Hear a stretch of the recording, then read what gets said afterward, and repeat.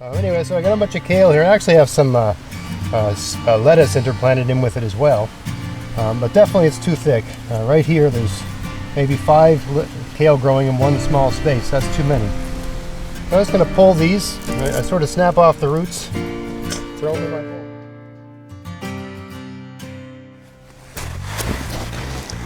Hey, it's Greg here with MaritimeGardening.com, and I thought I'd do a little video here to talk about the merits of saving your own seeds for certain things and also overseeding. When you save your own seeds, you tend to get a lot of seeds. I just went to a seed store and bought some callaloo. That's a variety of it's kind of spinach that grows in hot countries. It's a Caribbean green. Well, they grow it in the Caribbean. It's actually the origin's Africa, and they grow it in Asia and all over the place. Basically, hot countries. It's a kind of spinach, that family, amaranth, that grows in those countries. And it's difficult to grow spinach in the heat of the summer. It tends to bolt. So you grow this callaloo, and it's around time to sow that. And I've always wanted to sow it and grow it because I've eaten it before and I really like it.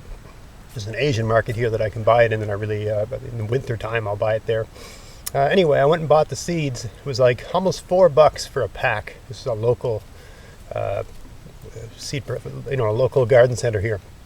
$4 for a pack. The seeds are teeny, tiny little seeds, and smaller than the head of a pin. And there might have been 20 seeds in that whole pack, just teeny tiny things. Whereas if you, for instance, something like kale, if you let your kale overwinter and it survives the winter and it goes to seed the next year, you can fill a pill bottle with kale seeds. And they're small, they're like a mustard seed, the same sort of size, right? And this garden behind me is a kale garden. I mean, it's an odd configuration. It's about 7 or 8 feet by 8 feet.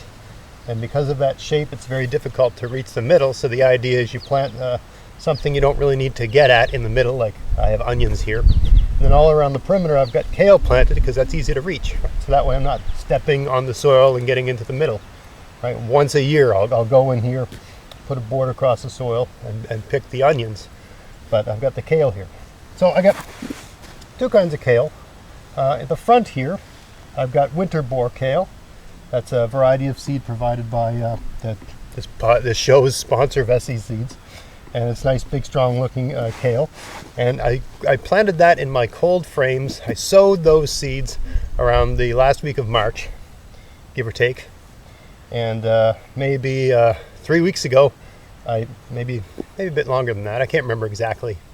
Maybe a month ago, give or take. What's the date today? It's the 3rd week of June, 2019.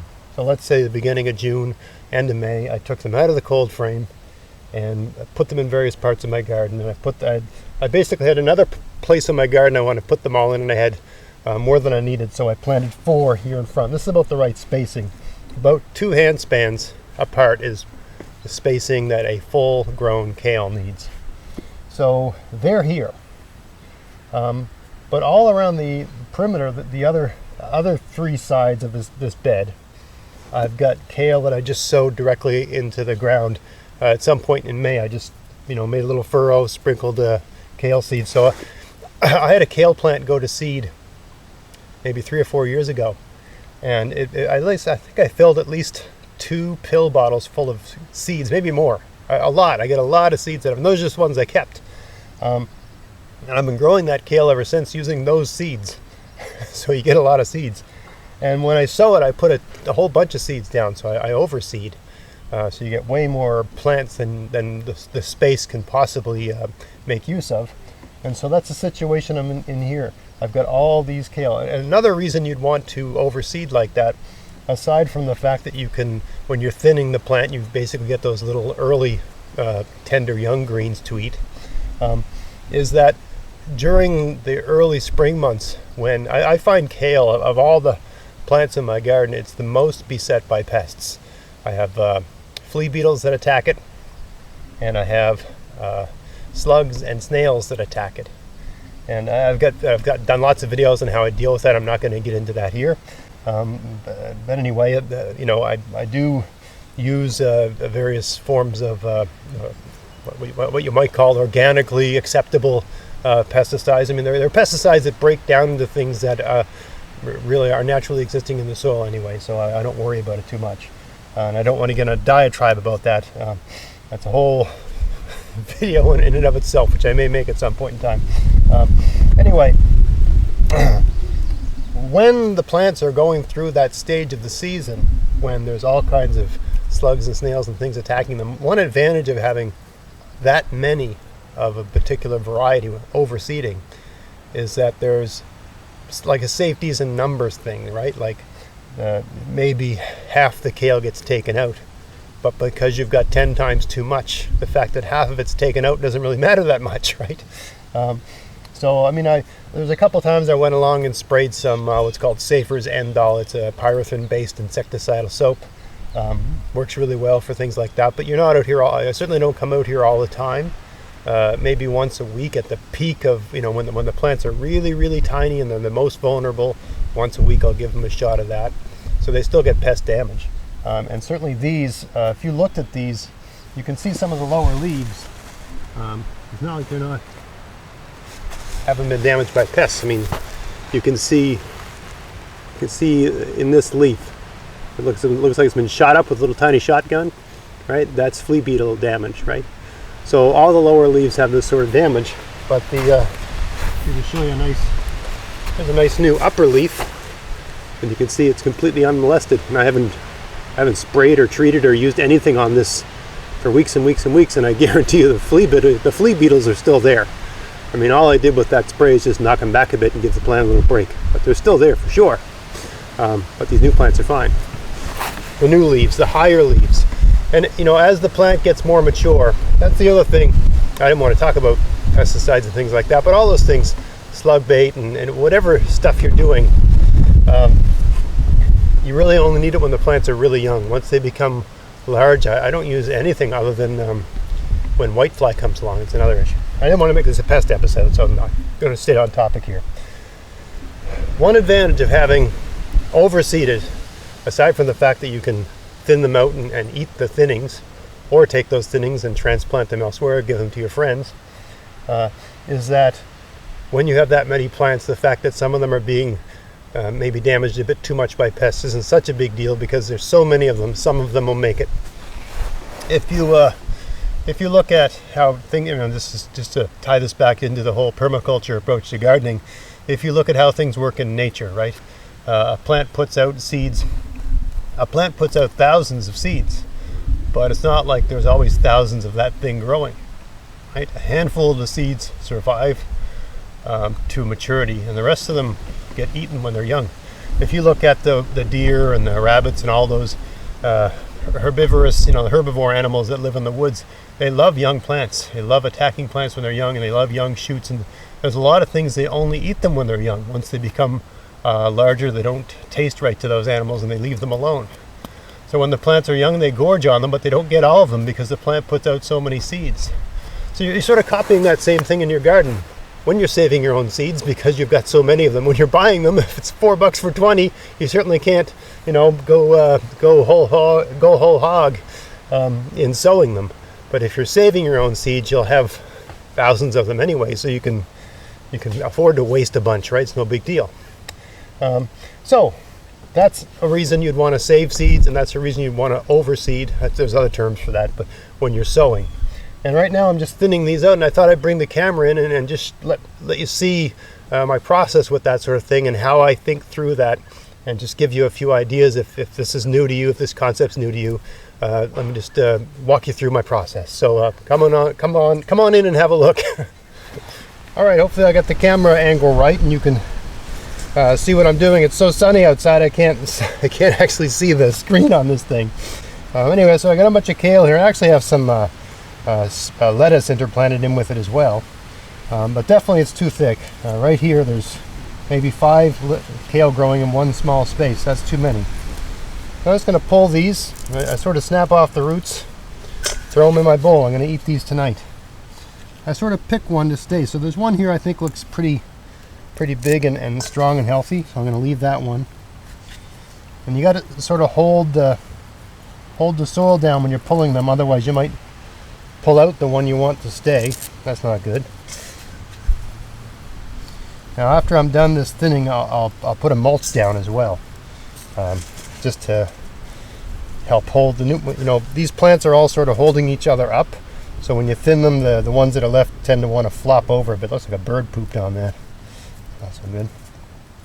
Anyway, so what I do here is I'll thin them out so that they're about 4 fingers apart for now, right? And then the next, once they get a bit bigger, then I'll thin them to a hand span apart. And then once they get even bigger, I'll thin them so that they're 2 hand spans apart. Because I find about 2 hand spans, like let's say 14 inches, give or take, depending on your hand, is about the right spacing for kale. So that's the idea. So I mean, you don't have to really be too fussy with it. You go really quick, and maybe you leave something like, there's one here right next to this this rock. I'll leave that too. That way there's a space of 4 inches, right, like that. So I tend to do everything kind of quickly. And notice I'm pulling weeds as I go, and I'm just throwing them over here with the onions. I'm just throwing them on top of everything here. Weeds are mulch, basically, so why would you, I don't know why people like put them in a bucket and then stick them on their compost pile. I just throw them back on top of the garden where all the mulch is. Don't make you can get it done very quickly if you do it that way. Right, I got one here and I got one here that I think I'll leave. The rest of these can go. That's a weed. Whole bunch here can go. This guy can go. Alright, so that's the general, that's the approach. That's all you got to do. Now I'm going to move the camera over here so you can sort of see me do this whole row, and I'll speed it up a little bit so you can see how long it takes, and I'll tell you roughly what the timing was for that.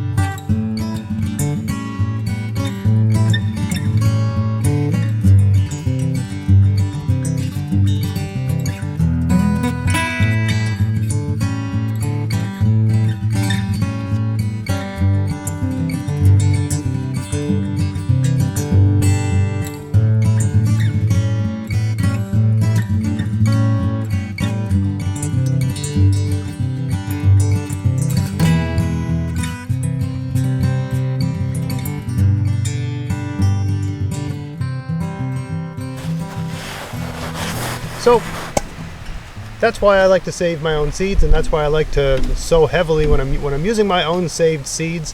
I tend to greatly overseed. Someone made a comment on a video I did in the fall where I was sowing parsnips, and they're like, "Oh my God, how could you use so many?" Number one, when you're saving your own seeds, you're not guaranteed germination, right? When you buy seeds from a seed provider, if their seeds don't germinate, no one buys from them again. So their seeds tend to have, like my sponsor of SC Seeds, it tends to have a high germination rate. You put a seed in the ground, it's probably going to grow like 80%, 90%.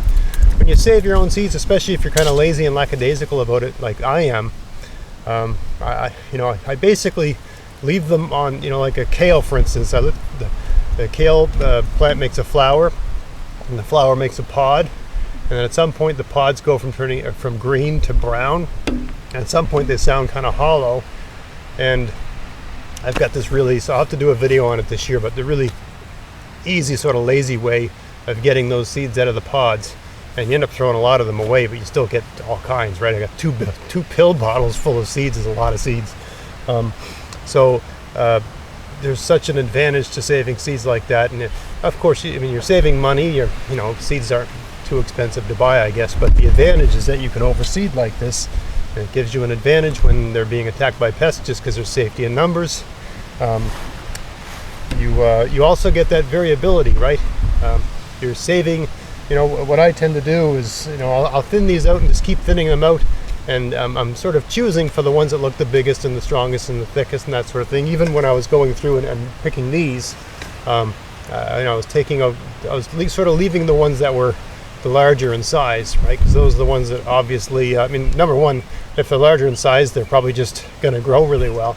But some of those I'm going to leave over the winter and save the seeds from them, and hopefully that vigor and that robustness will be transferred to the next generation, and I can get that in my garden. Although it takes years to really select for those kinds of qualities properly, but anyway. So I'm going to continue to work my way around this garden, and eventually I'm going to have a good mess of greens to have with our supper tonight. We're going to enjoy that. And I don't know if you also noticed while I was working in there, I was just doing a little bit of light weeding in amongst things, and then I added the mulch at the end. So that's kind of how I go about managing a garden. The weeding is always happening while I'm doing something else. I rarely come out here to weed. And also, if you notice when I was doing that, when I did pull out the odd weed or so, I just throw it on top of where the mulch is on the garden. I don't collect it all in a bucket and put it in a compost pile and turn it over and all that sort of stuff. All the composting in my garden takes place right in the garden, right in the soil. I just throw the weeds right back on top. Ideally, you pick the weeds before they've gone to seed.